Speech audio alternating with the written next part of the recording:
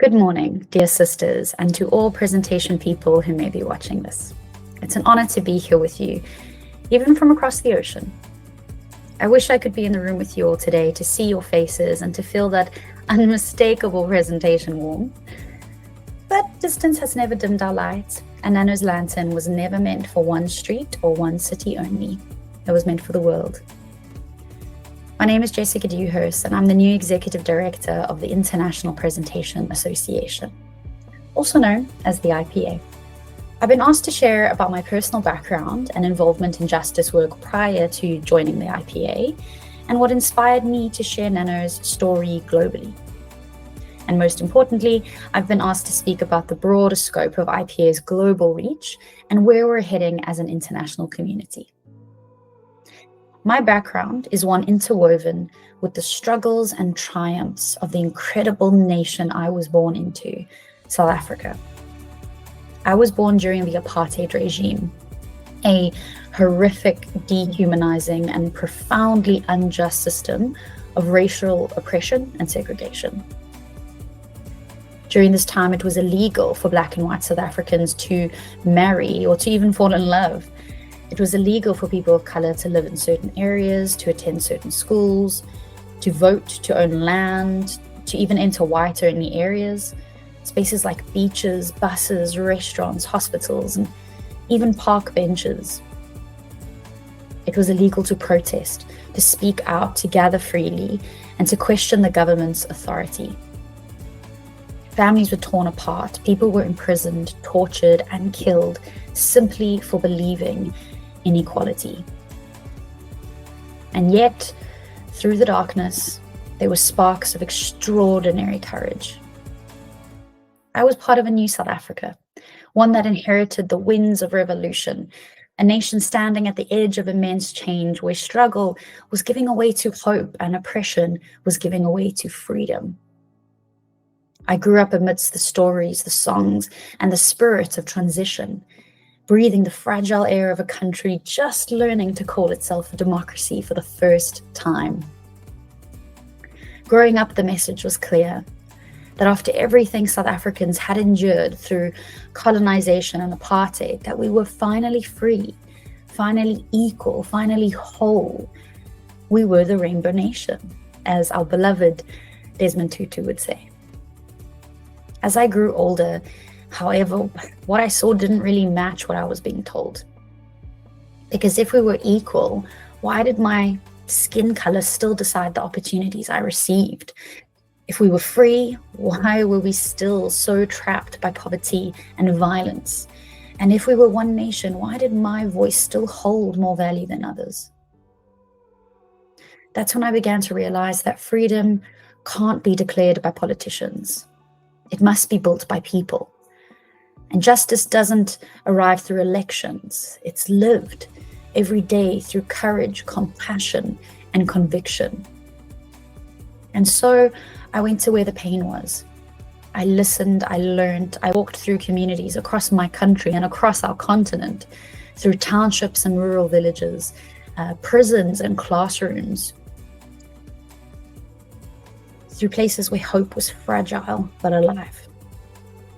I also was so blessed to spend some time in Ireland, visiting the birthplaces and tracing the footsteps of both Blessed Edmund Rice, but also Venerable Nano Nagle, learning their stories and being so insanely inspired by their work and the work of the brothers and sisters today.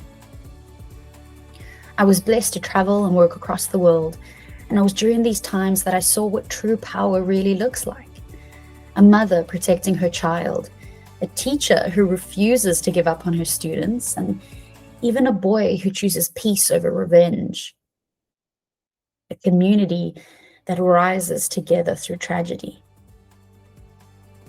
But before I get to that, I'm jumping ahead. Let me start at the beginning. At 14, I began working with nonprofit organizations. Those early years, they really shaped me. They molded me. They stretched me and challenged me in ways I could never have imagined. I was surrounded by extraordinary mentors, leaders who had fought for our country's freedom, but also everyday people whose wisdom taught me more than any book ever could. During that time, I joined an organization that ran camps for vulnerable children infected or affected by HIV and AIDS, abuse, loss, and incredible trauma. But I loved every moment of it. For a few days, we would create a safe space where these incredible children would come together and simply be children again. They could laugh, they could play, they would get a bed to themselves to sleep in, and they would eat as much food as they wanted. It was a time just surrounded with laughter and joy and so much love. It was a privilege to be a part of that work. But as the years went on, something began to trouble me. The same children kept returning to the same camps year after year. And eventually I had to start asking myself, if we were really changing their lives, why did they have to keep coming back? This is when I realized that charity, although vital, it was only one piece of the puzzle. And so I looked for the next piece.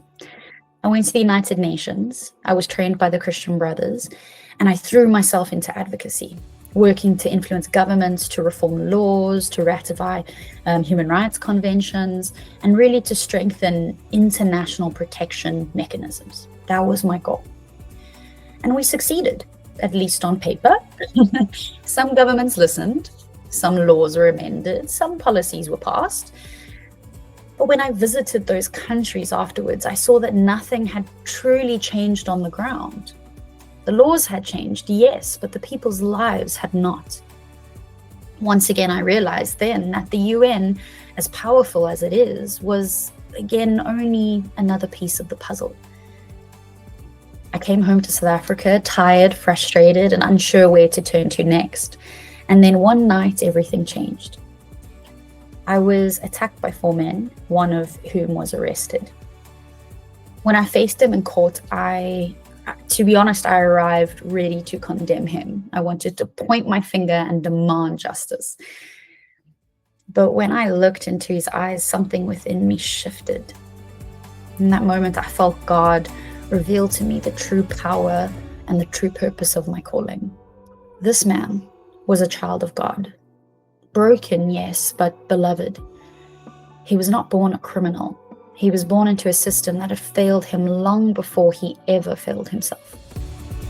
He had grown up in a township where poverty was inherited like a surname, where violence was your teacher, and where opportunity was reserved exclusively for others. He lived in a country that had beautiful laws that said he was free and equal. Yet he was never allowed to cross that invisible line that separates the privileged and the poor. He could not attend quality schools. He had no parents able to provide any form of stability. He had no access to the kind of safety nets or opportunities that were there for me throughout my life and upbringing. In today's so-called modern democracy, he was still Black and I was still white, and that meant that no matter how hard he tried, the scales of life were always tilted in my favor. Our systems ensured that I would always have a head start. Better schools, better safety, better care, while he would always have to fight to simply survive. That day, I saw the truth with painful clarity, really, that no amount of charity work and no amount of new laws could heal a world that was still built on inequality. What we needed to begin was something far deeper, a transformation of hearts, of minds, and of systems within our country and within the world.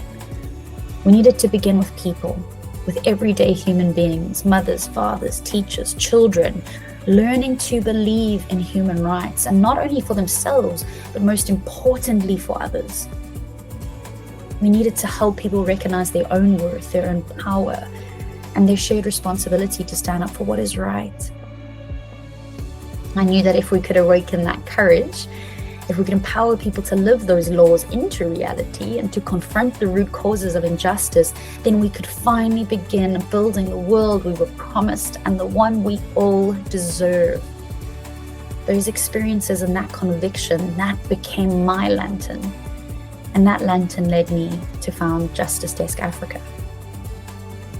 I founded Justice Desk Africa, or JDA, in 2013 because I'd come to believe that the power to change the world already existed in the hands of ordinary people. We began small, a few volunteers, one tiny little office, a few workshops here and there.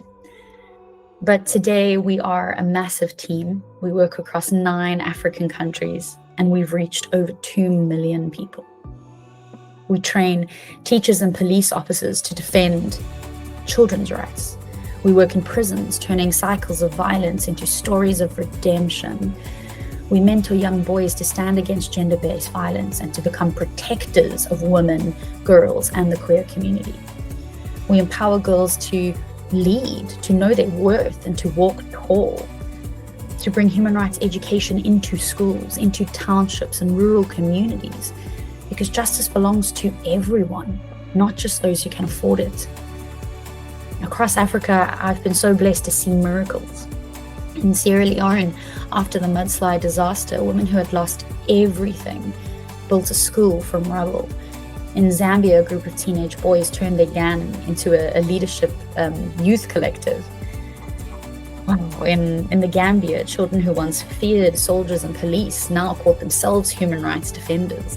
And in South Africa, boys from our Seeker program would stand up in classrooms and in their homes and in their streets, and they would declare loudly and proudly that real men don't raise their hands to hurt.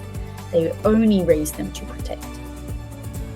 These moments kept me going, and they are the reason I wake up each day, because I've learned that real change never begins in boardrooms or parliaments. It begins in the hearts of everyday people. What I learned through those years is what I believe Nano knew all along, that true transformation doesn't begin in systems or structures, but in the human spirit. And that truth is what led me to you, the Presentation family. Over the years, I've had the honor of standing in villages and boardrooms, in prisons and parliaments, in dusty townships and in marble halls of the UN. I've seen that the struggle for justice looks different everywhere, yet the human heart behind it beats the same, always the same. A mother in Zambia fighting for clean water carries the same courage as a teacher in India speaking out against child labor, or a sister in Ireland mentoring youth in advocacy, or a sister or presentation partner in Australia protecting the earth.